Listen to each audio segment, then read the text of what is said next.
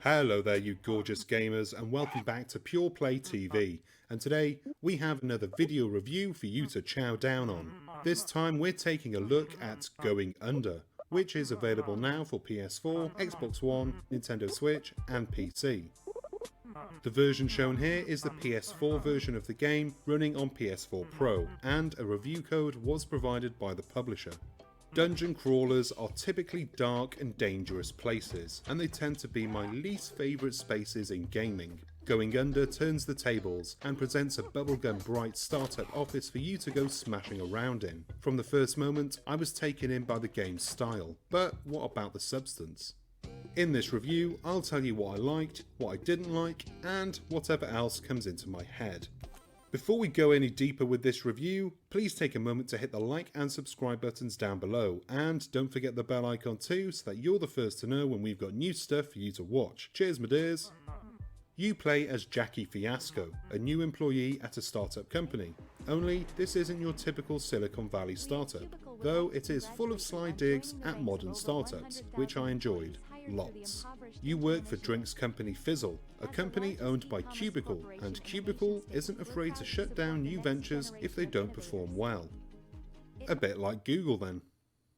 Within the office are 3 dungeons, which are the offices of failed startups, and the employees left to rot within them have turned quite nasty.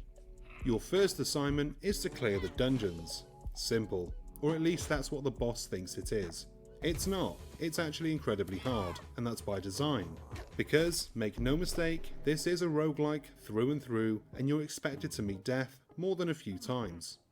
The sense of progression comes from inching a little further each time, earning enough coins to buy some upgrades, and finally mastering a level. I haven't mastered anything in my life, never mind this bloody game. It's difficult, but it is at least fun. Combat is fast, and you've got to be on your game if you want to make it through the first rooms. Objects scattered throughout the different offices can be used as weapons. These include the ridiculous, like an oversized pencil, to the more mundane, like a keyboard. Not that a keyboard can't do good damage. The weapons don't last for long though, and you'll need to be making quick moves to make sure you've got something to fight with. You can fight barehanded, but the damage is minimal and you will die quicker, I guarantee you that. Along the way you'll come across different shops that offer temporary buffs and perks, as well as more powerful weapons.